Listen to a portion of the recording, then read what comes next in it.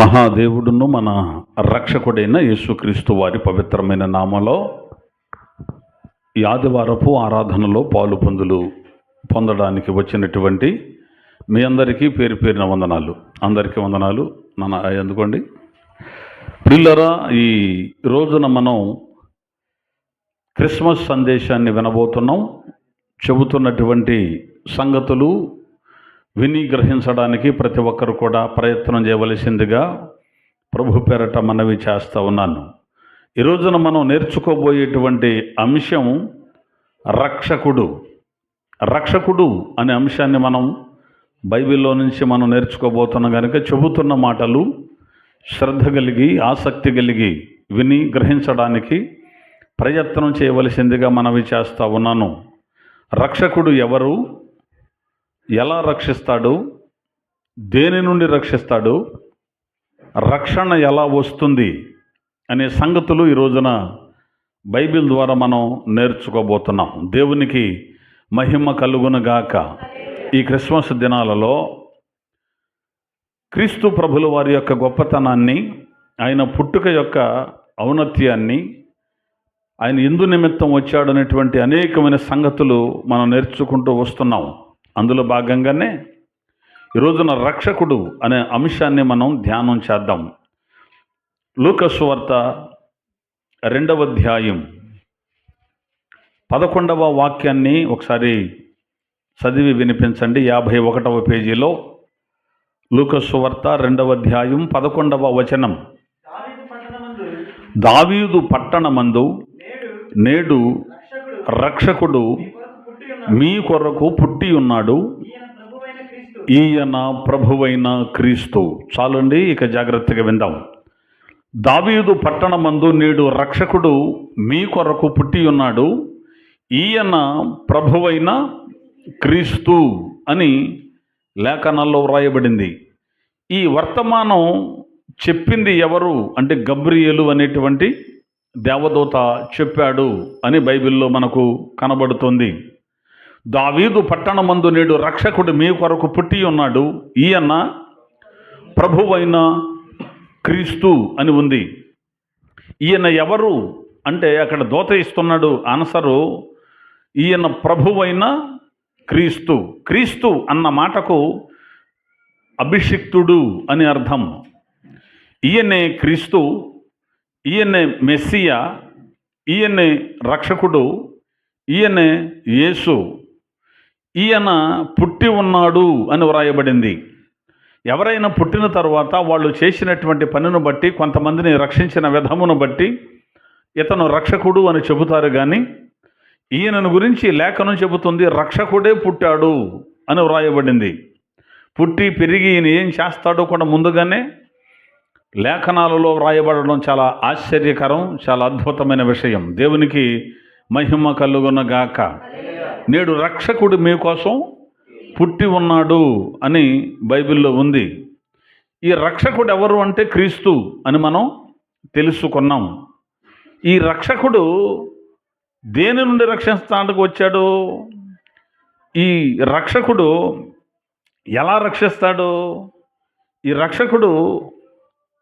ఈ రక్షణ మనకు ఎలా దొరుకుతుంది, ఈ సంగతులు మనం నేర్చుకుందాం. సరిపడి ఇంతకు ఈ రక్షకుడు ఎవరంటే క్రీస్తు అన్నాం కదా. క్రీస్తు అంటే అర్థం కాలేదు చాలామందికి, మెస్సియా అన్న అర్థం కాలేదు చాలామందికి. ఈ రక్షకుడు ఎవరో ఒకసారి చూద్దాం. పాత నిబంధన గ్రంథంలోనికి వెళదాం. యెషయా గ్రంథము 43వ అధ్యాయం 11-12 వచనాలు చూద్దాం ఒకసారి. యెషయా గ్రంథము 43వ అధ్యాయం 11-12 వచనాలు. నేనే యెహోవాను, నేను తప్ప వేరొక రక్షకుడు లేడు, ప్రకటించిన వాడను నేనే, రక్షించిన వాడను నేనే. చాలమ్మా, ఇక్కడ వ్రాయబడిన మాటను గమనిద్దాం. యెహోవా అనబడిన దేవుడు మాట్లాడుతున్నాడు. నేనే రక్షకుడను, నేను తప్ప వేరొక రక్షకుడు లేడు. ఎవరు చెబుతున్నారు ఈ మాటలు? యెహోవా అనే దేవుడు పలుకుతున్నాడు. నేను తప్ప వేరొక రక్షకుడు లేడు అని చెప్పాడు. అంటే ఇప్పుడు నేడు రక్షకుడు మీ కొరకు పుట్టి ఉన్నాడు అని గబ్రియేలు దేవదూత చెప్పారు. ఎవరు ఈ రక్షకుడు? యెహోవా. దేవునికి మహిమ కలుగునగాక.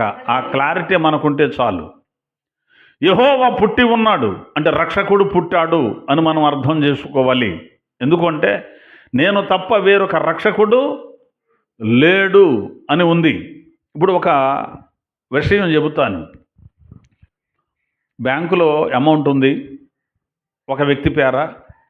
ఆ అమౌంట్ తీయాలి అన్నప్పుడు లేదు, ఆ వ్యక్తి వస్తేనే కుదురుతుంది, ఆ వ్యక్తి వచ్చి సంతకం పెడితేనే కుదురుద్ది అన్నారనుకో. లేడండి, ఆయన దూరంలో ఉన్నాడు, మాకు డబ్బులు కావాలి, మీకు ఫోన్లో మాట్లాడిస్తాం అంటే ఇచ్చేస్తారా? ఒకవేళ ఆయన చచ్చిపోతే తర్వాత సంగతి ఏమో. ఆయన బ్రతికుంటే, లేదండి పని మీద ఉన్నాడండి, ఆయన రావటానికి కుదరదు, ఆయన తరఫున నేను వస్తున్నాను, నాకు ఇవ్వండి అంటే ఇస్తారా? ఎవరు ఇప్పుడు ఎవరు వస్తే ఇస్తారు? ఆ వ్యక్తే రావాలి, అప్పుడు మాత్రమే అది కుదురుతుంది. లేదు, ఇప్పుడు ఇక్కడ ఒక 50 కిలోల బరువు ఉందనుకుందాం. ఈ బరువు లేపగలిగిన వాడు ఒక్కడే ఉన్నాడు, ఇక ఎవ్వడు లేడు. ఈ బరువు ఎత్తగలిగిన వాడు ఒకే ఒక్కడు, ఇక ఎవ్వరు లేరు అన్నారు అనుకో. ఎవరో ఒక అతను వచ్చి ఎత్తేసాడు దాన్ని. ఒకే ఒక్కడు ఉన్నాడు అన్నారు కదా, ఎవరో ఒక ఆయన వచ్చి ఎత్తేసాడు, ఆయనే ఎత్తగలిగిన వాడు అని అర్థం, అంతే కదా. ఇప్పుడు సుబ్బారావు ఇది ఎత్తగలడండి అన్నారు, మనకు అర్థం అవటం కోసం చెప్తున్నా. సుబ్బారావు తప్ప ఎవరు ఎత్తలేరు ఈ బరువు అన్నారు. సుబ్బారావు అంట అనుకున్నాం మనం. ఎవరో ఈ లోపు ఒక అతను ఎత్తాడు, ఆ ఎత్తునుడే సుబ్బారావు. దేవునికి మహిమ కలుగున గాక. అర్థమవుతుందా? రక్షకుడు నేనే, మరి ఏ రక్షకుడునూ లేడు అని ఎవరు చెప్పుకున్నారు? దేవుడే చెప్పుకున్నాడు. యెహోవా దేవుడు చెప్పాడు. యెహోవా దేవుడు కాకుండా మరొక వ్యక్తి వచ్చి నేను రక్షకుడు అన్నాడు అనుకో, వాడు అబద్ధికుడు అవుతాడు. అతడు రక్షకుడు అవ్వడానికి వీల్లేదు. అంటే ఇప్పుడు రక్షకుడు ఎవరు అవ్వాలి? యెహోవాయే అవ్వాలి. అంటే రక్షకుడను నేనే, మరి ఏ రక్షకుడు లేడు. ఈ రక్షకుడు ఎవరు అంటే యెహోవా అని బైబిల్ చెబుతుంది. అదే మాట గబ్రియేలు దేవదూత చెబుతున్నాడు. ఏమని? నేడు రక్షకుడు మీ కొరకు పుట్టి ఉన్నాడు. ఆ రక్షకుడు ఎవరో కాదు, లేఖనాలు చెబుతున్నాయి, యెహోవా అని ఉంది. హోషేయ గ్రంథంలో ఒక మాట ఉంటుంది. హోషేయ గ్రంథం 751వ పేజీలో హోషేయ గ్రంథము 13వ అధ్యాయం 4వ వచనాన్ని ఒకసారి మనం గమనిద్దాం. 13:4 మీరు ఐగుప్తు దేశములో నుండి వచ్చినది మొదలుకొని యెహోవానగు నేనే మీ దేవుడను, నన్ను తప్ప నీవు ఏ దేవునిని ఎరుగవు, నేను తప్ప ఏ రక్షకుడును లేడు. దేవునికి మహిమ కలుగునగాక. ఇక్కడ మాట్లాడుతున్నది ఎవరు? యెహోవా అనే దేవుడు. నేను తప్ప ఏ రక్షకుడును లేడు. ఇది దేవుడిస్తున్నటువంటి స్టేట్మెంట్, సాక్ష్యం. కాబట్టి నేడు రక్షకుడు మీకోసం పుట్టి ఉన్నాడు అని చెప్పుకొని సంబరపడడం కాదు, కానీ ఆ రక్షకుడు ఎవరో లేఖనాలు మనతో స్పష్టంగా చెబుతున్నాయి. యెహోవా అనే ఆయనే రక్షకుడు. యెహోవా అంటే ఎవరు? దేవుడు, ఆయనే రక్షకుడు. అదేమిటండి? వచ్చింది యేసు ప్రభు కదా, నేను ఆయన కుమారుడిని చెప్పుకుంటున్నాడు కదా. మరి యేసు ప్రభు వస్తే యెహోవా వచ్చాడంటారేమిటి? వచ్చింది యేసు ప్రభు అయితే దేవుడు వచ్చాడంటారేమిటి? యేసయ్య కదా వచ్చింది, నేను దేవుని కుమారుడిని చెప్పుకున్నాడు కదా అంటారు కొంతమంది. యేసు అనేటువంటి ఆయన మానవుడిగా ఈ భూమి మీద దిగినప్పుడు ఆయనకు ఆ పేరు పెట్టబడింది. యేసు అన్న మాటకు కూడా అర్థం ఏమిటి? రక్షకుడు అని అర్థం. ఆయన మనిషిగా వచ్చాడు కనుక నేను దేవుని కుమారుణ్ణి అన్నాడు. దేవుని కుమారుడు అంటే దేవునితో సమానుడు అని అర్థం. దేవునితో సమానుడు. దేవుడు దేవుడిగా వస్తే మనం తట్టుకోలేం.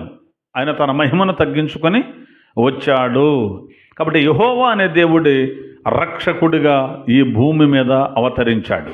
మరొకటి మనం గుర్తుపట్టాలి, దేవుడు ముగ్గురు వ్యక్తులుగా ఉన్నాడు. దేవుడు ముగ్గురు వ్యక్తులుగా ఉన్నాడు.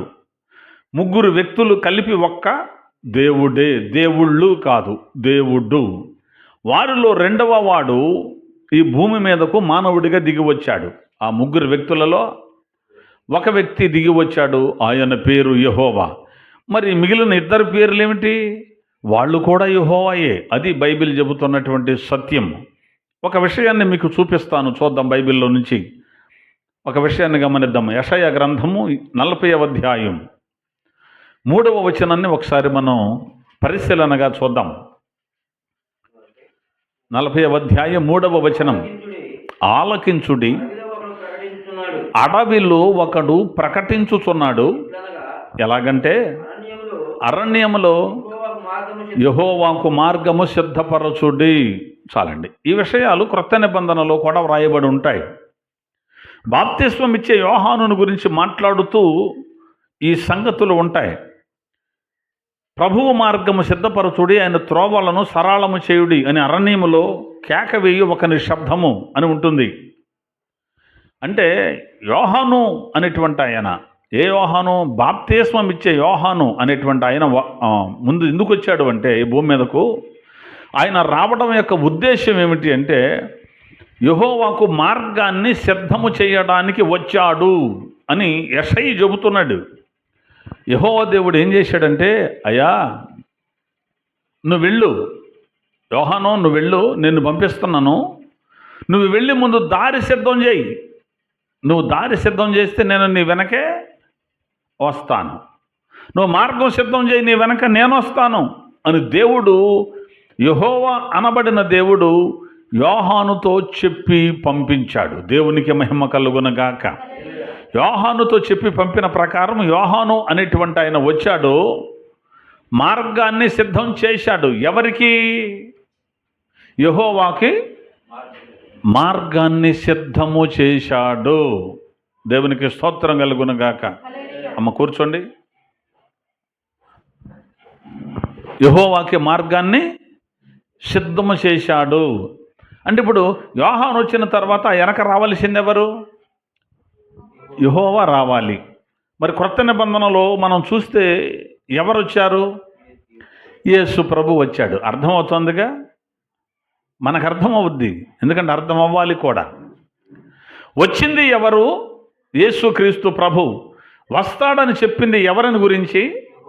యెహోవాను గురించి. అంటే యేసు ప్రభు వస్తే యెహోవా వచ్చినట్ట? ఈయనే యెహోవా. అర్థం కావడంలా? అర్థమవుతుందా? యెహోవా అనబడిన దేవుడే యేసుక్రీస్తు ప్రభు. అయితే తండ్రి అనబడిన యెహోవా కాదు, కుమారుడు అని పిలువబడిన యెహోవా. దేవునికి మహిమ కలుగునగాక. నేడు రక్షకుడు మీ కొరకు పుట్టి ఉన్నాడు, ఈయన ప్రభువైన క్రీస్తు అని గబ్రియేలు అనేటువంటి దేవదూత ప్రవచనం జరిగిన సంగతిని గొర్రెల కాపరులతో చెప్పాడు. ఎవరయ్యా ఈ రక్షకుడు అంటే క్రీస్తు అన్నాడు. ఎవరయ్యా ఈ క్రీస్తు? యెహోవా అని బైబిల్లో ఇప్పుడు మనం చూసాం. యెహోవా అనే దేవుడు, ఆయన తప్ప వేరే రక్షకుడు ఎవరు లేరు. ఆయనే రక్షించడానికి ఈ భూమి మీదకు మానవుడిగా శరీరాన్ని తొడుక్కొని అవతరించాడు. దేవునికి స్తోత్రం. అయితే ఈయన రక్షించడానికి వచ్చాడు. దేని నుంచి రక్షించడానికి వచ్చాడు? ఇప్పుడు ఎవరో ఒకరు ఉన్నారు, ఒక 5 లక్షలు 10 లక్షల రూపాయలు అప్పు ఉంది, చాలా ఇబ్బందుల్లో ఉన్నారు. ఇప్పుడు నేను చచ్చిపోవలసిందే, ఇక నేను మా కుటుంబం అంతా ఉరిపెట్టుకోవాలనే పరిస్థితులు ఉన్నారు. ఎవరో పాత స్నేహితుడో, లేకపోతే ఎవరో బంధువో, లేకపోతే తెలిసినోడో, లేకపోతే ఇంకెవరో ఆ సందర్భంలో ఒక వ్యక్తి వచ్చాడు. పరిస్థితిని ఆకలింపు చేసుకున్నాడు, అర్థం చేసుకున్నాడు. ఏంటి పరిస్థితి? ఎందుకు మీరు ఇలా కుటుంబం అంతా చచ్చిపోవాలనుకుంటున్నారు? ఇప్పుడు నేను రాకపోతే ఈ పాటకు చనిపోయేవాళ్ళే కదా. అసలేంటి కథ అంటే, అయ్యా నాకు ఒక 10 లక్షల రూపాయలు అప్పు ఉంది, అది రేపు ఈ సమయానికి అప్పచెప్పాలి, లేదు అంటే ఇక మేము బ్రతకలేం, మా పరిస్థితి ఇదని చెప్పారు. ఏమన్నా ఆలోచన ఉందా మీకు? నేను ఒకడు ఉన్నానని మర్చిపోయారా? ఎంత మాత్రం మీకు దూరంగా ఉంటే 10 లక్షలే కదా అని చెక్ బుక్ తీసి ఒక 10 లక్షలు రాసి తీసుకెళ్ళాడు, మొహాన్ని కొట్టండి అన్నాడు అనుకో, ఆ కుటుంబాన్ని ఇతను ఏం చేశాడు? రక్షించాడు. అంతేనా? అలాగే ఇప్పుడు దేవుడు శరీరాన్ని తొడుక్కొని రక్షకుడుగా వచ్చాడు. ఏం రక్షిద్దాం మనం? ఏం రక్షించడానికి వచ్చాడో చూద్దాం. ముందు రక్షకుడు ఎవరు? దేవుడైన యెహోవాయే రక్షకుడు. ఆయనే యేసు ప్రభువుగా ఈ లోకానికి వచ్చాడు. ఇది క్లారిటీ. ఏం రక్షించడానికి వచ్చాడు చూద్దాం. మత్తయి సువార్త 1వ అధ్యాయం 21వ వాక్యం. తన ప్రజలను వారి పాపముల నుండి ఆయనే రక్షించును గనుక ఆయనకు యేసు అని పేరు పెట్టుదువనెను అని రాయబడింది. తన ప్రజలను వారి పాపముల నుండి ఎవరు రక్షిస్తారు? ఆయనే. ఆయనే అంటే ఇంకెవరినో పంపలేదు. దేవుడు తన ప్రజలను ఆయనే రక్షించాడు. ఇశ్రాయేలీలు అనేటువంటి వారు ఎవరి ప్రజలు అని బైబిల్ చెబుతోంది? దేవుని ప్రజలు. యెహోవా ప్రజలెవరు? ఇశ్రాయేలీలు. మరి తన ప్రజలను వారి పాపముల నుండి ఆయనే రక్షిస్తాడు. అంతే తప్ప ఇంకెవరో రారు, ఇంకెవరినో పంపలేదు. ఆయనే రక్షిస్తాడు. దేని నుండట? వారి పాపముల నుండి రక్షించడానికి ఆయన వచ్చాడు. నశించిన దానిని వెతకి రక్షించుటకు క్రీస్తు యేసు లోకములోనికి వచ్చెను. ఆయన రక్షించడానికి వచ్చాడు. దేన్ని రక్షించడానికి? అతని ప్రజలను రక్షించడానికి. ఏమైంది వాళ్లకు? వారి పాపముల నుండి రక్షించడానికి. అంటే వాళ్ళు పాపులయ్యారు. దేవుని ప్రజలు ఏమయ్యారు? పాపులయ్యారు గనక పాపముల నుండి విడిపించడానికి. పాపం నుంచి విడిపించకపోతే పాపం వల్ల ఏమొస్తుంది? మరణం వస్తుంది. అందుకే నశించిన దానిని వెదకి రక్షించుటకు మనుష్య కుమారుడు ఈ లోకములోనికి వచ్చెను. నశించిపోతున్న వారిని వెదకి రక్షించడానికి వచ్చాడు. పాపముల నుండి విడిపించడానికి ఈయన వచ్చాడు. మేమేం పాపులం కాదు అని ఏ ఒక్క వ్యక్తి చెప్పినా అతడు అబద్ధికుడే. మనము పాపము చెయ్యలేదని చెప్పుకునే నీడలా మనలను మనమే మోసపుచ్చుకుందాము, మరియు మనలో సత్యం ఉండదు. కాబట్టి ప్రతి మానవుడు పాపే. ఆ పాపము నుండి విడిపించడానికి దేవుడే దిగి రావలసి వచ్చింది. దేవుడు ఎందుకు రావాలి? దేవుడు ఎందుకు దిగి రావాలి? అది ఆయన మాత్రమే చేయగలడు. పాపములు క్షమించడానికి ఒక్క దేవునికి మాత్రమే అధికారం ఉంది.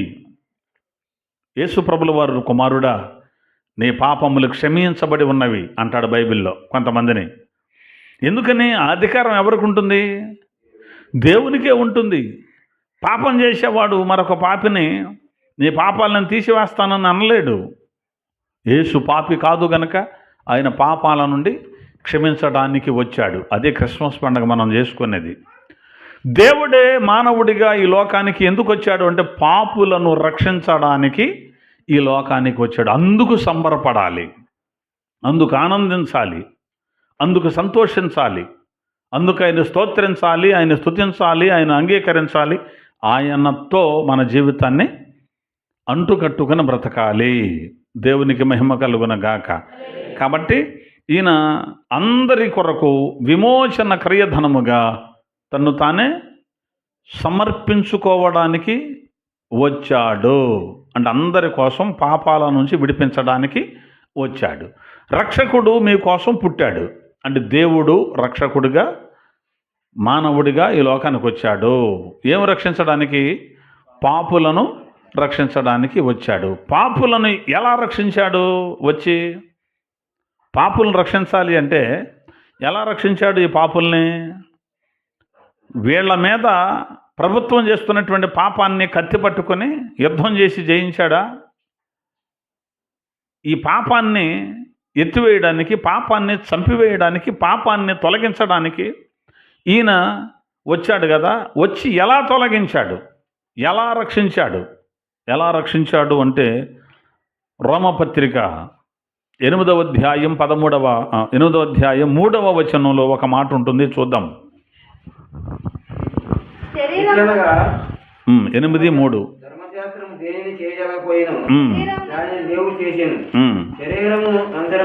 శరీరమును అనుసరింపక ఆత్మను అనుసరించి నడుచుకొను మన యందు ధర్మశాస్త్ర సంబంధమైన నీతి విధి నెరవేర్చబడవలెనని.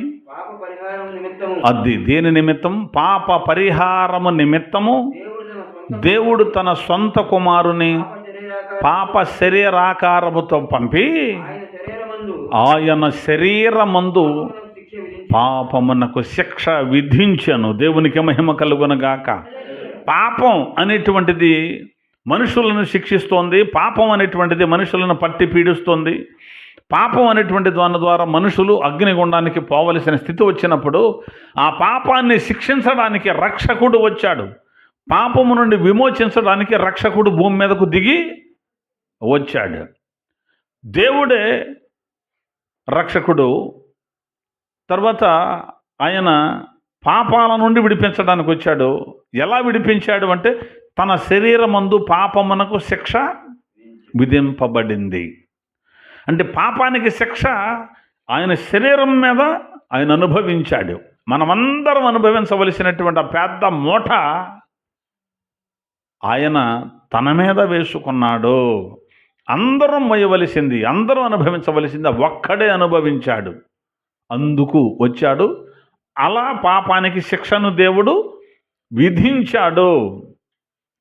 అంటే ఆయన శరీరమందు పాపానికి శిక్ష పడింది అని నేను ఒక కరపత్రం 2015లో రాశానని చెప్పాను కదా. దానిలో ఆ విషయాలు నేను రాశాను. అంటే పాపానికి శిక్ష ఎట్లా పూర్తయిపోయింది?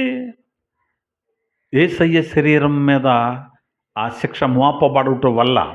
అంటే ఆ యేసయ్య మనందరి కోసం తన శరీరాన్ని గాయపరుచుకున్నాడు పాపాన్ని ఎత్తివేయడానికి. యేసయ్య తన రక్తాన్ని చిందించాడు. యేసు రక్తము ప్రతి పాపము నుండి మనలను పవిత్రులనుగా చేస్తుంది అని యోహాను రాసిన మొదటి పత్రిక 1వ అధ్యాయం 7వ వచనంలో ఉంటుంది. అంటే రక్తము వల్ల పాపాలు పోతాయి. అది ఎవరి రక్తం అంటే యేసు రక్తము అని బైబిల్లో ఉంది. యేసు రక్తము ప్రతి పాపము నుండి మనల్ని పవిత్రులుగా చేస్తుంది.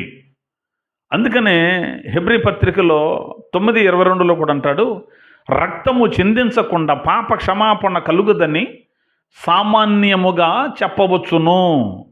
అంటే రక్తం చిందించబడాలి, వధ జరగాలి, బలి జరగాలి. అప్పుడు మాత్రమే పాపానికి శిక్ష పడుతుంది, పాప విముక్తి జరుగుతుంది, పాపం నుండి ఒక వ్యక్తి రక్షించబడతాడు. ఎప్పుడు రక్తం కార్చినప్పుడు రక్తము ద్వారా పాపం పరిహారం అవుతోంది. అయితే ఈ రక్తం ఎవరిది? అదే హెబ్రీ పత్రికలో 10:4 అంటాడు, ఏలయనగా ఎడ్ల యొక్కయు మేకల యొక్కయు రక్తము పాపములను తీసివేయుట అసాధ్యం. దేవునికి మహిమ కలుగునుగాక. ఎడ్ల రక్తం మేకల రక్తం పాపములను తీసివేయుట సాధ్యము కాదు, అసాధ్యం. ఎందుకని? ఏ రక్తం కూడా పాపాన్ని తీసివేయలేదు. ఎందుకు అంటే అవి పాపం జంతువుల వరకే. సరే, ఏదన్నా ఒక మనిషిని చంపితే ఆ మనిషి కూడా పాపి కాబట్టి అతని రక్తం పనికిరాదు. పాపము లేని రక్తం కావాలి, పవిత్రమైన రక్తం కావాలి. ఆ పాపము లేని మనిషి ఎవడైనా ఉన్నాడా అని ఎతికితే ఒక్కడు కూడా లేడు. ప్రతివాడు జన్మతః కర్మతః పాపే. మన మూలపితరుడైన ఆదాముని బట్టి అందరూ పాపులే గనక పవిత్రుడు ఒక్కడు కూడా లేడు. ఎవరినైనా పంపి వాళ్ళ ద్వారా ఆ రక్తం ఏమన్నా ఏదో చేద్దామంటే, సరే దోతలలో ఎవరినన్నా పంపుదామా అంటే శరీరాన్ని తొడిగించి వారు దేవుడు ఆయన దోతలను నమ్ముట లేదు, వారిలో లోపాలు ఉన్నాయి, వాళ్ళు పరిశుద్ధులు కాదు, పవిత్రులు కాదు. ఒకవేళ వాళ్ళకి దేవుడు శరీరాన్ని తొడిగి పంపినా ఆ రక్తం కూడా పనిచేయదు. వాళ్ళకు కూడా రక్తం కావాలి. ఎవరికి కావాలి? వాళ్ళకు కూడా యేసయ్య రక్తం కావాలి. యేసయ్య ఈ భూమి మీద చిందించిన రక్తం ఈ భూమి మీద మనుషులకే కాదు, విశ్వంలో ఉన్న దేవదూతలకు కూడా ఉపయోగపడుతుంది. దేవునికి మహిమ కలుగునగాక. తర్వాత మరొక క్రిస్మస్ సందేశంలో ఈ సందర్భాన్ని కూడా మీకు చెబుతాను. యేసు విశ్వ విమోచకుడు. ఆయన తన రక్తం ద్వారా విమోచించింది ఈ భూమి మీద ఉన్న మనుషులనే కాదు, విశ్వంలో ఉన్నటువంటి జీవులను కూడా ఆయన విమోచించాడు. వారికి కూడా ఆయన రక్తం పనిచేస్తుంది. అందుకే యేసు రక్తము ప్రతి పాపం నుండి మనలను ఎలా చేస్తుంది? పవిత్రులుగా చేస్తుంది. కూడా ఆయన శరీరం మీద పాపానికి శిక్ష విధింపబడింది. అంటే పాపాన్ని ఎలా తీసివేశాడు? తన రక్తము ద్వారా. అందుకే హెబ్రీ పత్రిక కాదు, అపోస్తలుల కార్యాల గ్రంథంలో 20వ అధ్యాయంలో 28వ వచనంలో ఇలా ఉంటుంది: దేవుడు తన స్వరక్తమిచ్చి సంపాదించిన సంఘము అని ఉంది.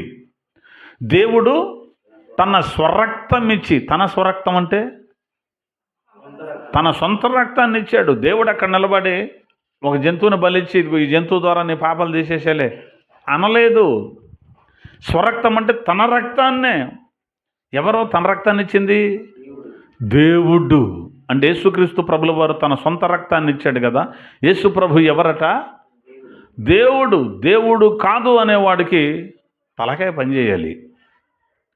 ఏం పని చేయాలి? కాస్త తల పని చేయాలి. కాస్త 5 వేళ్ళు నోట్లోకి వెళుతున్న వాడికి బుర్ర పని చేయాలి. తలకాయలో ఉండవలసింది మెదడు. ఏముండాలి తలకాయలో? మెదడు ఉండాలి. పేడ ఉంటే చెప్పలేం. నిజమండి, పేడ ఉంటే చెప్పలేం. ఈ లేఖనాలకి మరి ఎందుకని అర్థం చేసుకోలేకపోయారో.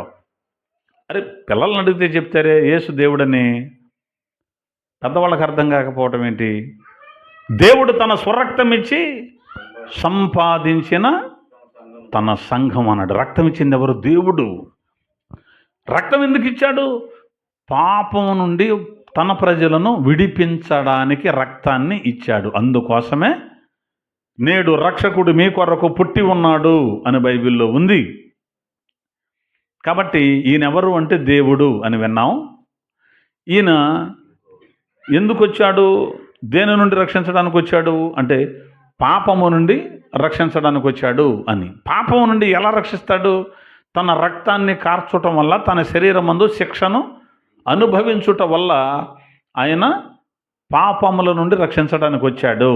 అలాగే 2025 ఏళ్ల క్రితం ఆయన వచ్చాడు, పాపుల కోసం చచ్చిపోయాడు, తన రక్తాన్ని చిందించాడు, తిరిగి లేచాడు, పరలోకం వెళ్ళిపోయాడు. అయితే ఇప్పుడు పాపానికి శిక్ష పడిపోయిందా లేదా? పూర్తయిపోయింది. పాపాలు దేవుడు ఎత్తివేశాడా లేదా? ఎత్తివేశాడు. తూర్పుకి పనవరకే ఎంత దూరం ఉందో పాపములకు మనకంత దూరం చేశాడని లేఖనం కూడా చెబుతోంది. అంటే పాపాలు ఆయన ఎత్తివేసేశాడు. రైట్, మంచిది, చాలా సంతోషం. మరి ఎత్తేసాడు కదా పాపాలు.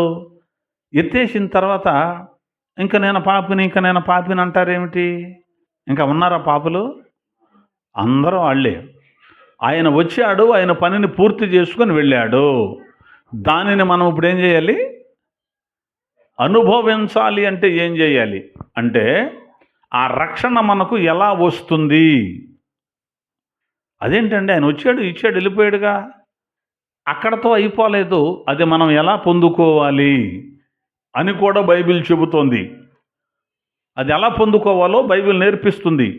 ఏం చేస్తే ఆ రక్షణ మనం అనుభవిస్తామో బైబిల్ గ్రంథం మనతో మాట్లాడుతుంది. దేవునికి మహిమ కలుగునగాక. చాలాసార్లు చెప్పాను, ఇంకొక మాట చెబుతాను. ఇప్పుడు ఉదాహరణకు ఒక మాట చెబుతాను మీకు. రేషన్ బియ్యం వస్తున్నాయి. ఎక్కడికి వస్తున్నాయి? రేషన్ షాప్కి రేషన్ బియ్యం వస్తున్నాయి. ఉచితంగానే బియ్యం, ₹100 కూడా ఈయన అవసరంలా, ఉచితంగానే ఇస్తున్నారు.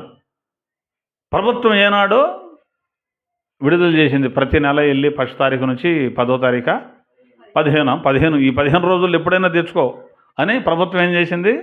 ఆర్డర్ పాస్ చేసింది. అయిపోయింది. వాళ్ళు చెప్పేశారు అన్నమాట. నువ్వు వెళ్ళి తెచ్చుకోవచ్చు ఎప్పుడైనా సరే. నువ్వు అక్కడికి వెళ్ళి నాకు రావాల్సిన 5 కిలోల బియ్యం అన్నావు. ఓకే, నీ రేషన్ కార్డు ఇటు అంటాడు. మళ్ళీ కార్డు ఏంటి మధ్యలో? కార్డు ఉంటేనే ఇస్తామండి. ముఖ్యమంత్రి గారు ఉచితంగా ఇస్తున్నాను అన్నాడు. అలాగే లేవయ్యా, ఉచితంగా అన్నాడు, ఆయన తెచ్చాడు, మేము తెచ్చాము, ఇది ఎక్కడ ఉన్నాయి, ఇదిగో లాట్ అంతా అదే.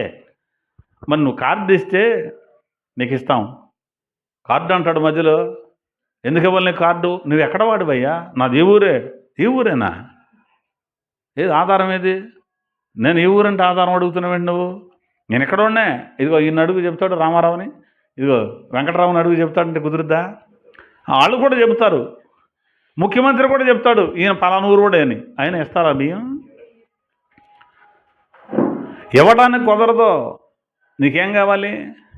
కార్డు కావాలి. అలాగే యేసయ్య వచ్చాడు, రక్షణను సిద్ధం చేశాడు, టన్నుల రక్షణ అక్కడ కూర్చొని ఉంది. ఇప్పుడు నువ్వు వెళ్ళి తెచ్చుకోవాలి. నేను కూడా ప్రార్థనకి వెళ్తున్నా ఇటీ అంటే ఇస్తారా? నువ్వు ప్రార్థనకి వెళ్తే నీకు రక్షణ రాదు. మందిరానికి వెళ్తే వచ్చేస్తుంది రక్షణ. పాటలు పాడితే డాన్స్ నేర్చుకున్నారు కదా పండక్కే. సరే కొత్త బట్టలు కొనుక్కుంటే ఏమన్నా అప్పుడు ఏమన్నా వస్తుందేమో.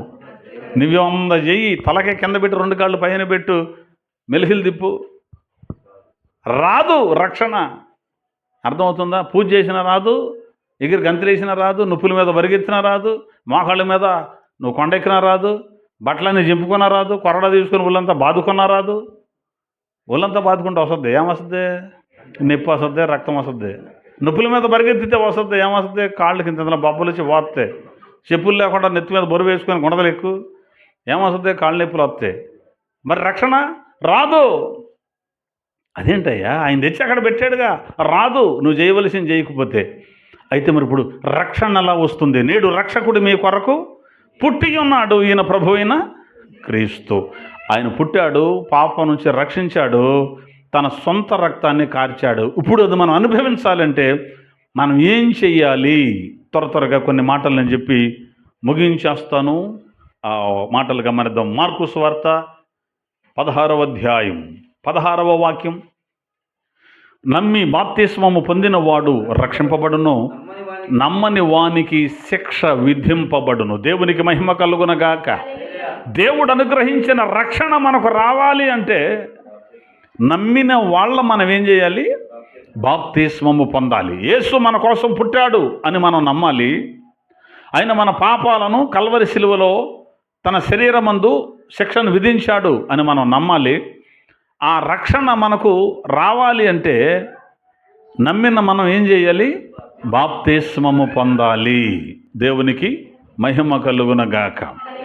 నమ్మి బాప్తిస్మం పొందిన వాడు రక్షింపబడును, నమ్మని వానికి శిక్ష విధింపబడును. నమ్మి బాప్తిస్మం పొందిన వాడు ఏమవుతాడట? రక్షింపబడతాడు. రక్షించబడటం అంటే ఏంటి? పాపము నుంచి విడిపించబడతాడు. రక్షణ అన్న మాటకు అర్థం ఏమిటంటే, పవిత్ర గ్రంథం వాడుక భాషలో బైబిల్ అని ఒక బైబిల్ నా దగ్గర ఉంది. దానిలో ఏం రాశాడంటే పాప విముక్తి అని రాశాడు. రక్షణ అంటే ఏమిటి? పాప విముక్తి. పాపము నుంచి విడిపించబడుట, పాపము నుంచి తప్పించబడుట, పాపానికి దూరంగా బ్రతుకుట. దేవునికి మహిమ కలుగునగాక. రక్షణ అంటే ఏమిటి? పాప విముక్తి. అది ఎలా దొరుకుతుంది అంటే నమ్మి బాప్తిస్మం పొందిన వాడు రక్షించబడతాడు. నేను బాప్తిస్మం పొందనండి, కానీ యేసయ్య నా హృదయం నిండా ఉన్నాడండి, యేసయ్య చెప్పిన మాట తూచే తప్పకుండా నేను నడుస్తానండి, కానీ నాకు బాప్తిస్మం వద్దండి అన్నావనుకో, నీకు రక్షణ లేదు. అర్థమవుతుందా? మా పార్టీ నాయకుడేనండి బియ్యం ఇచ్చిందని నువ్వు ఆ పార్టీ సొక్క వేసుకొని నువ్వు రోడ్డు మీద తిరిగినా, ఆ పార్టీ జెండా తలకే చుట్టుకు తిరిగినా, ఆ పార్టీ జెండానే ప్యాంటు కూడా కుట్టించుకున్నా, ఆ పార్టీ జెండానే నువ్వు డ్రైవర్ కుట్టించుకున్నా, నువ్వు ఒకే సైకిల్కి ఈ పక్కన జెండాలు, ఆ పక్కన జెండాలు, ఈ పక్కన చుట్టూరు అన్ని ఫోటోలు పెట్టుకొని నేను ఈ పార్టీ వాడిని నువ్వు చెప్పుకున్నా, నీకు బీవీరు అంతేనా? ఆ కార్డు ఉండాలి.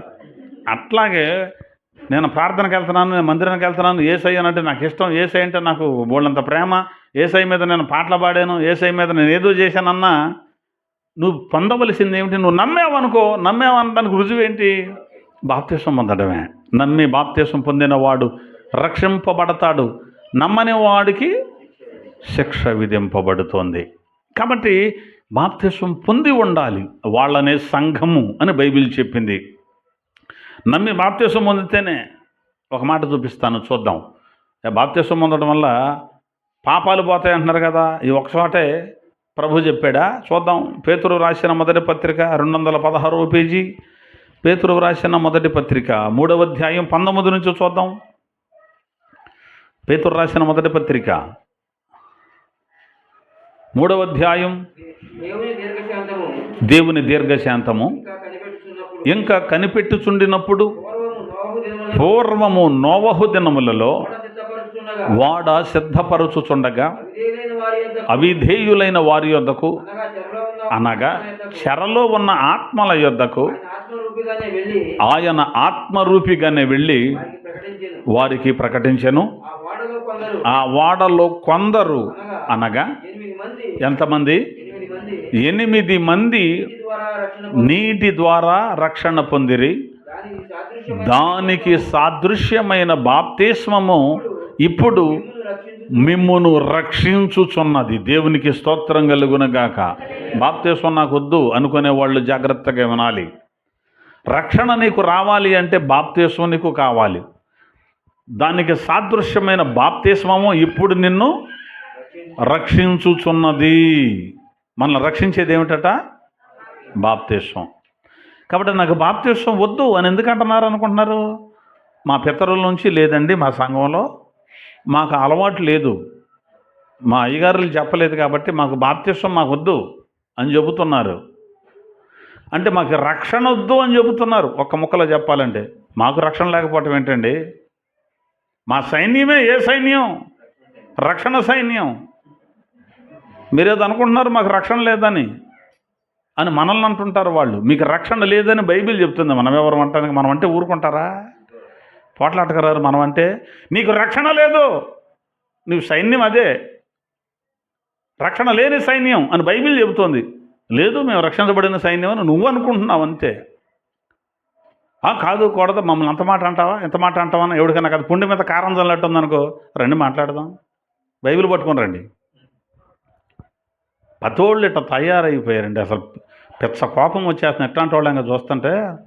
బైబిల్ ఏం చెప్పిందో చెప్పరు. ఏం చెప్తారు?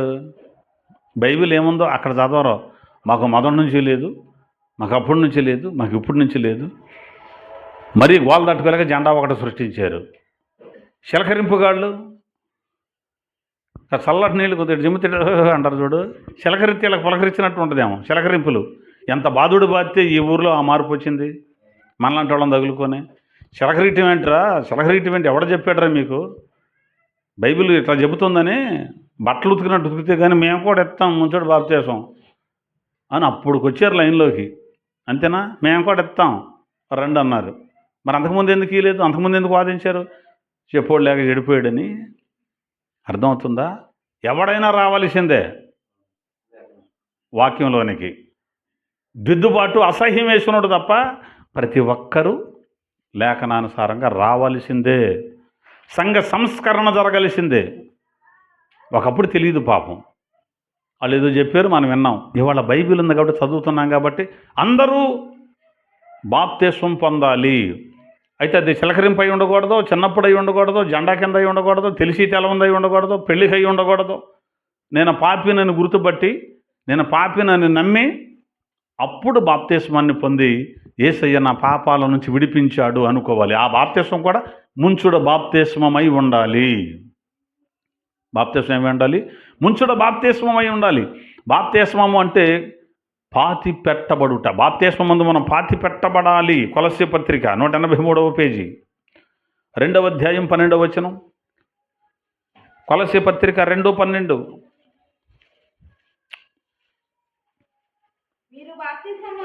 మీరు బాప్తిస్మమందు చాలు ఆయనతో కూడా పాతి పెట్టబడిన వారే. బాప్తిస్మమందు ఆయనతో కూడా మనం పాతి పెట్టబడాలి. అంటే అయ్యా నేను పాపని, ఇప్పటివరకు త్రాగాను, ఇప్పటివరకు వాగాను, ఇప్పటివరకు నా ఇష్టం వచ్చినట్టు బ్రతికాను, నేను ఈ పాపం నుంచి బయటికి రావాలనుకుంటున్నాను అని ఎప్పుడైతే మందిరానికి వచ్చి దైవజనుడితో అయ్యా నేను పాపిని, ఇక నుంచి ఇలాంటి పాపాలు చేయను అంటాడు, అప్పుడు ఆ వ్యక్తి చచ్చిపోయాడు. పాపాల విషయమై చచ్చిపోయాడు. అలా చనిపోయినటువంటి వాళ్ళని మనం ఏం చేస్తాం? పాతి పెడతాం. అంటే అన్నాడు అక్కడ బాప్తిస్మం ముందు పాతి పెట్టబడటం అంటే నీళ్ళల్లో ముంచినప్పుడు ఆ వ్యక్తి సమాధి చేయబడతాడు. యేసయ్య చచ్చిపోయి పాతి పెట్టబడి అలాగే లేడు, ఆయన తిరిగి బ్రతికాడు. అలాగే నీళ్ళలోంచి ఈ వ్యక్తిని లేపుతున్నప్పుడు మరలా పునరుద్ధానానికి సాదృశ్యం, అంటే భవిష్యత్తులో జరగబోయేదాన్ని కూడా ఇప్పుడే అయిపోయింది. చచ్చిపోవటం అయిపోయింది, సమాధి చేయటం అయిపోయింది, తిరిగి బ్రతకటం అయిపోయింది. బాప్తిస్మం పొందిన వాడు చచ్చిపోయాడు, పాతి పెట్టబడ్డాడు, తిరిగి బ్రతికాడు, అంటే క్రొత్తగా జన్మించాడు. ఆదాము నుంచి వచ్చే పాపానికి ఈయనకి సంబంధం లేదు. యేసు నుంచి వచ్చే రక్షణకు ఇతనికి ఇప్పుడు సంబంధం ఉంది. అంటే క్రొత్తగా జన్మించాడు, క్రొత్తగా పుట్టాడు. అందుకే ఒకడు క్రొత్తగా జన్మించితేనే కానీ వాడు దేవుని రాజ్యంలో ప్రవేశింపడు, అసలు చూడలేడు అన్నాడు యోహాను సువార్త 3వ అధ్యాయం 3-5 వచనాల్లో ప్రభులు వారు చెబుతారు. రోమపత్రికలో కూడా అంటాడు 6:3లో క్రీస్తు యేసులోనికి బాప్తిస్మం పొందిన మనం అందరం ఆయన మరణములోనికి బాప్తిసం పొందాము అంటాడు. కాబట్టి ఎవరైతే బాప్తిసం పొందుతారో వారు మాత్రమే రక్షించబడినట్టు. దేవునికి మహిమ కలుగునగాక. ఎవరైతే బాప్తిస్వాన్ని పొందారో వారు రక్షణ పొందలేదు. కాబట్టి గబ్రియేలు దేవదూత చెప్పాడు, నేడు రక్షకుడు మీ కొరకు పుట్టి ఉన్నాడు, ఈయన ప్రభువైన క్రీస్తు. ఈ రక్షకుడు పాపముల నుండి రక్షించడానికి వచ్చాడు. మరి రక్షణను మనం అనుభవించామా? అది ఇంకా మనం పొందుకున్నామా? పొందుకోవడం అంటే అర్థం ఏమిటి? బాప్తిస్మాన్ని పొందడం. బాప్తిసం పొందితే రక్షణ వస్తుంది. మరొక మాట చూపిస్తాను. రోమపత్రిక 10వ అధ్యాయం 9వ వచనం. రోమపత్రిక 10వ అధ్యాయం 9వ వచనం. త్వరగా చెప్పి ముగించేస్తాను. అదేమనగా, యేసు ప్రభువు అని నీ నోటితో ఒప్పుకొని దేవుడు మృతులలో నుండి ఆయనను లేపెనని నీ హృదయమందు విశ్వసించిన యెడల నీవు రక్షింపబడదు. దేవునికి స్తోత్రం కలుగునగాక. మనకు రక్షణ ఎలా వస్తుందో ఇంకొక మాట చెప్పాడు. ఒకటేమో బాప్తిసం పొందాలి. 2, యేసు ప్రభువని నీ నోటితో ఒప్పుకొని దేవుడు ఆయనను మృతులలో నుండి లేపాడు అని నీ హృదయమందు విశ్వసిస్తే నువ్వు రక్షించబడతావు. నోటుతో ఒప్పుకోవాలి, హృదయంలో నమ్మాలి. ఏమని నోటితో ఒప్పుకోవాలి? యేసు ప్రభువు అని ఒప్పుకోవాలి. ప్రభువు అంటే ఎవరు? దేవుడే. ప్రభుత్వం చేయువాడు, అధికారం చేయువాడు. అంటే యేసు అనేటువంటి ఆయనకి ఒక ప్రభుత్వం ఉంది. ఆయన అధికారి, ఆయన రాజు. ఆ రాజు అని మనం ఎలా? నోటుతో ఒప్పుకోవాలి. నోటుతో చెప్పాలి యేసు రాజు అని, యేసు ప్రభువు అని. నోటితో ఒప్పుకొని హృదయంలో ఏమని నమ్మాలి? ఆయనను దేవుడు మృతులలో నుండి లేపాడు అని మనం హృదయంలో నమ్మాలి. నోటితోనేమో చెప్పాలి, హృదయంలోనేమో నమ్మకం ఉంచుకోవాలి. అప్పుడు మనకు రక్షణ వస్తుంది, లేకపోతే రక్షణ రాదు. రక్షణ అనే ఒక ఇల్లు ఉంది. ఆ ఇల్లు మీదకి ఎక్కాలంటే ఈ మెట్లు. ఫస్ట్ మెట్టు ఏమో బాప్తిసం అనే మెట్టు. వచ్చేసింది లేని కూర్చుంటే కుదరదు. ఆ మెట్టు మీదే ఇంకొక మెట్టు ఎక్కాలి. అదేంటి? ఆయన ప్రభు అని నోటితో ఆయన లేచాడని హృదయంలో నమ్మాలి. అప్పుడు రెండో మెట్టు కూడా ఎక్కినట్టు. ఆ రక్షణ అనేటువంటి ఇల్లు ఎక్కడానికి ఇట్లా మెట్లు ఎక్కుతున్నాం. కాబట్టి ఎంతమంది యేసును ప్రభువుగా అంగీకరించాము, ఎంతమంది హృదయంలో ఆయనను విశ్వసించాము అనేది మనం చూడాలి. సిలువలో దొంగ కూడా ఈ రెండు చేశాడు. కాబట్టి యేసు, నువ్వు నీ రాజ్యంతో వచ్చినప్పుడు నన్ను జ్ఞాపకం చేసుకో అని, నాకు రాజ్యం ఉందని ఆయన నమ్మాడు. కాబట్టి యేసు అని పిలిచాడు. అంటే రక్షకుడా అని అన్నాడు, అంటే ప్రభువు అని అన్నాడు. కాబట్టి అతడు కూడా రక్షించబడ్డాడు. అదే 10వ అధ్యాయం 13వ వచనం. రోమపత్రిక 10:13. ఎందుకనగా ప్రభువు నామమును బట్టి ప్రార్థన చేయువాడు ఎవడో వాడు రక్షింపబడును. దేవునికి మహిమ కలుగునుగాక. రక్షణ రావడానికి మరొక మెట్టు, మూడోది ఏంటట?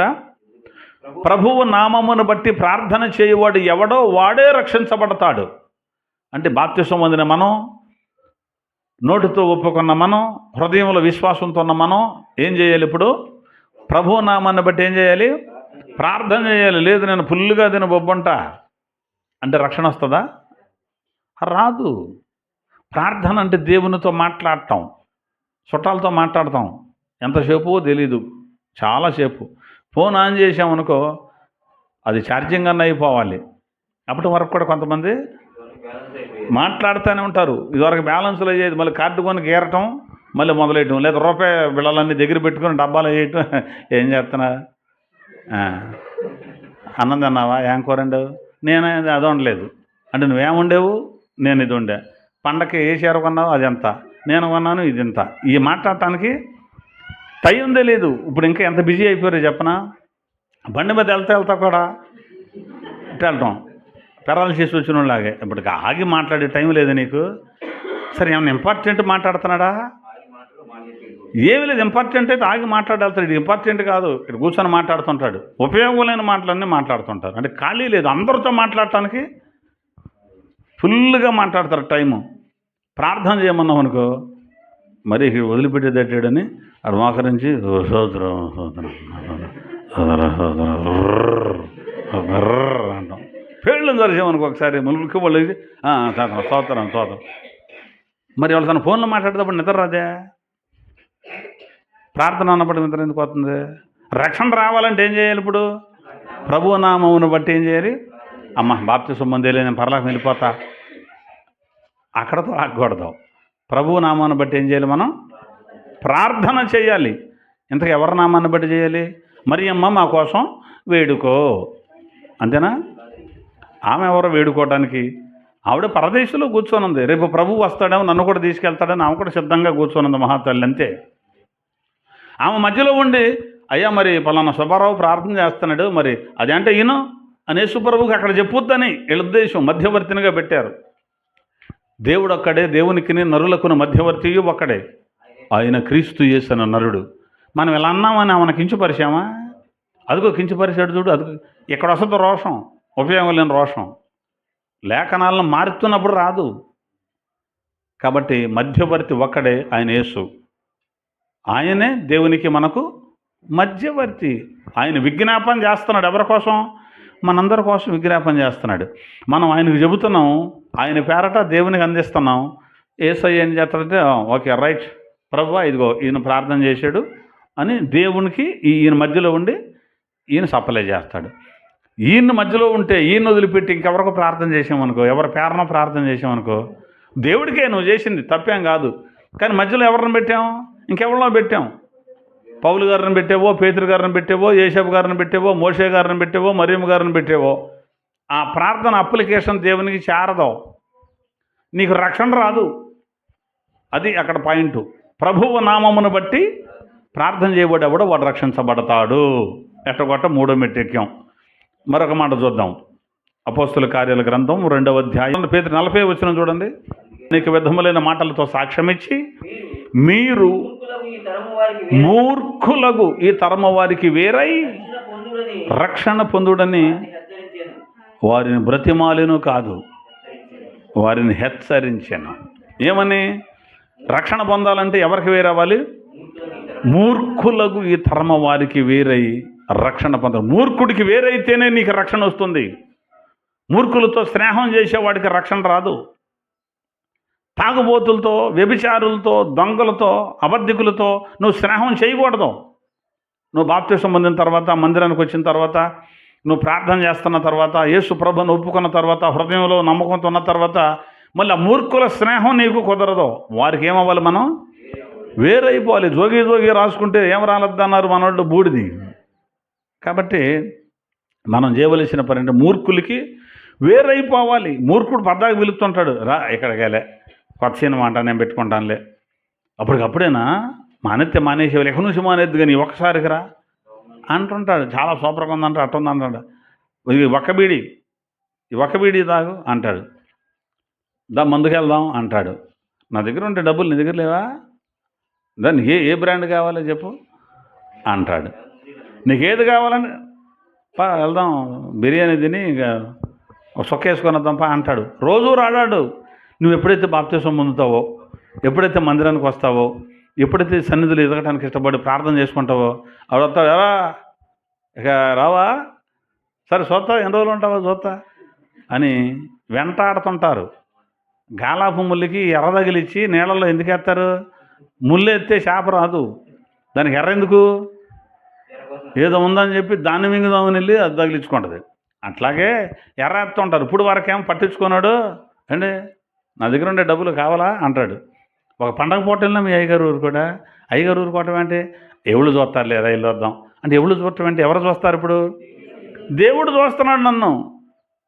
కాబట్టి అట్లాంటి వాళ్ళకి మనం దూరమైపోవాలి, వేరైపోవాలి. మన స్నేహం వాళ్ళు కావాలనుకున్నారనుకో వస్తారు. అప్పుడు కూర్చోబెట్టి మత్తయి సువార్తలో ప్రభువు ఏమన్నాడంటే, అన్నావనుకో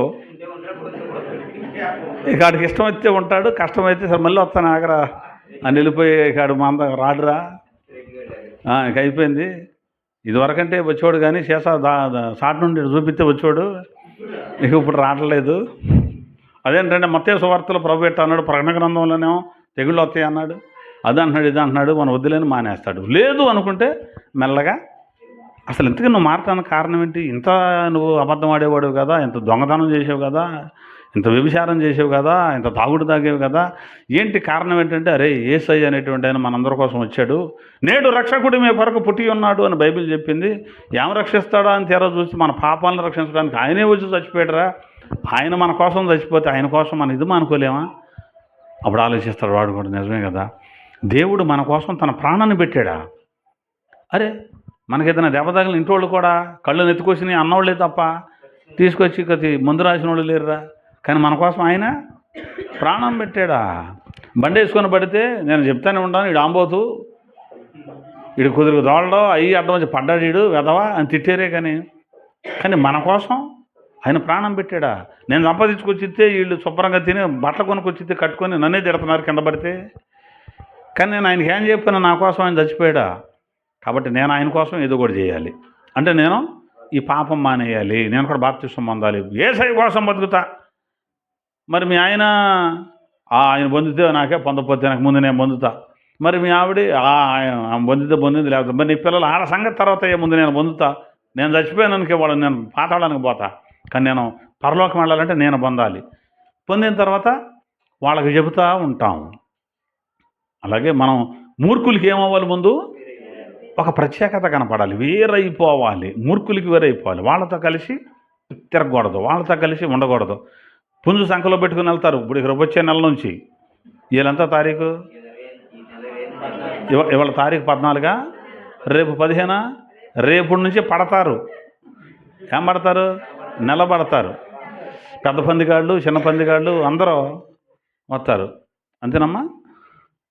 కొంతమంది పెద్ద పందిగాళ్ళు ఉంటారు, కొంతమంది చిన్న పందిగాళ్ళు. చిన్న పందిగాళ్ళు అంటే ఆ పెంట కుప్పలే జిమ్ముతున్న అంత ఉంటాయి చూడు, వాటిని పట్టుకొని సంకలు పెట్టుకొని రా చూడు ఒకసారి చూపి అంటే అయ్యాం ఇడదొత్తాం. అవి కూడా రేగుతాయి ఈ నెలల్లో. ఓ కోతలు ఎత్తుంటాయి, రెక్కలు కొడుతుంటాయి, ఎగురుతుంటాయి, జుట్టు పెట్టుకునేట్టు అంటుంటాయి. మరి ఆ రెండిటికి మనం పోట్లాడి పెడితే అవి ఎందుకు పోట్లాడుకుంటున్నాయి? కానీ మొత్తం మీద కదా, అంటే ఈ చిన్న చిన్న పుంజుల్ని పందెం వేసేయడం చిన్న పందిగాడు, పెద్ద పెద్ద పుంజుల్ని వేసి వేలు లక్షల పందాలు కాసేవాడు పెద్ద పందిగాడు. అర్థమవుతుందా? మళ్ళీ ఇప్పుడు దాకా అలవాట్లు ఉన్నాయి మనకి. బాప్తిస్మం పొందిన తర్వాత కూడా మళ్ళీ వచ్చేస్తారు. తర్వాత బాబాయ్ వస్తా ఇది దాన్ని సవర తీసుకుంటా, మళ్ళీ దాన్ని నీళ్ళల్లో వేయటం, దాన్ని ఈత కొట్టేయటం, మళ్ళీ ఏదో చేయటం, ఏదో తాడా కొట్టుకట్టి దాని మీద ఉయ్యాలు గీయటం, జంపింగ్లు చేపించటం, అవి తీసుకొచ్చి మేప, ఇది తీసుకొచ్చి మేప. ఈడు మాత్రం ఎండిపోయేట్టుంటాడు. అవి మాత్రం జీడిపప్పు, బాదం పప్పు, పిస్తాపప్పు, కోడిగుడ్డు పగలగొట్టడం, మాంసాన్ని నరికి ఎండబెట్టి దాన్ని మేపటం, అది కైమా కొట్టి దాన్ని మేపటం, దాన్ని దిట్టంగా మేపి వెళ్తాడు, పంది మేస్తాడు, అయ్యే బాగొట్టుకుంటాడు. అది పోతే జేబులో డబ్బులు పోతే కళ్ళేమో లోపలికి పోయి పళ్ళేమో బయటకు వచ్చి ఇంటికి వస్తుంటాడు.